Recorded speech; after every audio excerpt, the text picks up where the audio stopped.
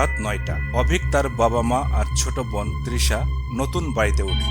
শহর থেকে একটু দূরে পুরনো দোতলা বাড়ি, চারপাশে গাছগাছালি, সামনে রাস্তাটা বেশ নির্জন।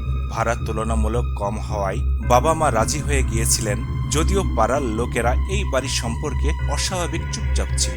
বাড়িটা বেশ বড়, তবে একটু অদ্ভুত লাগছে না? অভিক বলল। বাবা শুধু হাসলেন। ভুতুরে গল্প পড়া কমাও, তবেই এসব ভাববে না। কিন্তু প্রথম রাতেই প্রমাণ হয়ে গেল এটা শুধুই গল্প নয়। রাত 12টা। অভিক বারান্দায় দাঁড়িয়েছিল। হঠাৎ কানের কাছে ফিসফিস করে কে যেন ডাকলো, অভিক, অভিক।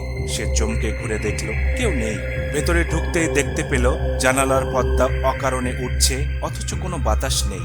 ডাইনিং টেবিলের চেয়ারগুলো যেন অদৃশ্য কারো ধাক্কায় টুপটাপ উল্টে পড়তে লাগলো। এদিকে তৃষা আচমকা উঠে বসে বলল, তুমি ফিরে এসেছো? কিন্তু কার সাথে কথা বলছিল তৃষা? বাবা মা চমকে গেলেন। পরদিন সকালবেলা অভিক পাশের মুদি দোকানদার রফিক কাকুকে জিজ্ঞাসা করল, এই বাড়িটা নিয়ে লোকজন এত চুপচাপ কেন?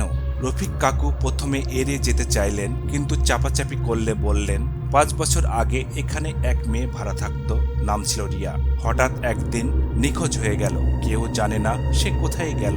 তার ঘর থেকে শুধু একটা লাল ওড়না পাওয়া গিয়েছিল, যেটায় রক্ত লেগেছিল। অভিকের গা শিউরে উঠল। রাতে অভিক ঘুমাতে গেল। ঘরের বাতি নিভিয়ে চোখ বন্ধ করলো মাত্র, তখনই বালিশের পাশে ফিসফিস শোনা গেল, আমাকে সাহায্য করো। সে লাফিয়ে উঠে পড়ল। আশপাশে কেউ নেই, কিন্তু জানালার কাছে স্পষ্ট দেখতে পেল একটা মেয়ের আলখাল্লা পরা ছায়ামূর্তি। মুখ ঢেকে রাখা, চোখ দুটো লাল হয়ে জ্বলছে। হাত দিয়ে কাছে আঁচড় কাটার শব্দে কাঁপতে লাগলো পুরো ঘর। অভিক চিৎকার করে লাইট জ্বালাতেই কিছুই ছিল না। পরদিন দুপুরে অভিক বাড়ির ভেতরেই পুরনো একটা স্টোর রুম খুঁজে পেল। সেখানে ঢুকে সে দেওয়ালের দিকে তাকিয়েই চমকে উঠল। দেওয়ালে আঁচড় কাটা অক্ষরে লেখা, আমার হত্যাকারী এখানেই আছে।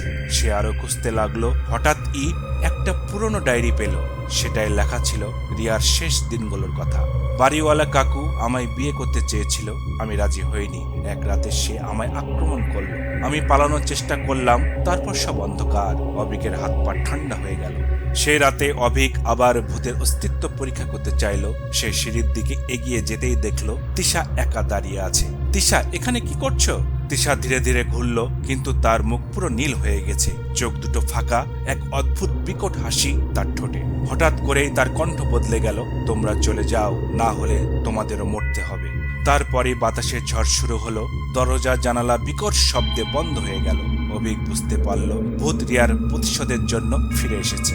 পরদিন সকালে অভিক পুলিশ ডেকে আনলো। বাড়ির পুরনো ফাইল বের করা হলো, আর তখনই জানা গেল এই বাড়িওয়ালাই রিয়াকে মেরে পেছনের গাছের নিচে পুঁতে রেখেছিল। খোঁড়াখুড়ি শুরু হতেই বেরিয়ে এলো একটা কঙ্কাল। বাড়িওয়ালা পালানোর চেষ্টা করতেই তার গলায় যেন একটা অদৃশ্য হাত চেপে ধরল। সে মাটিতে লুটিয়ে পড়ল, আর তার মুখ থেকে বেরিয়ে এলো, ও এখানে আছে, আমায় ছেড়ে দাও। বাড়িওয়ালা গ্রেপ্তার হলো, আর রিয়ার আত্মা অবশেষে মুক্তি পেল।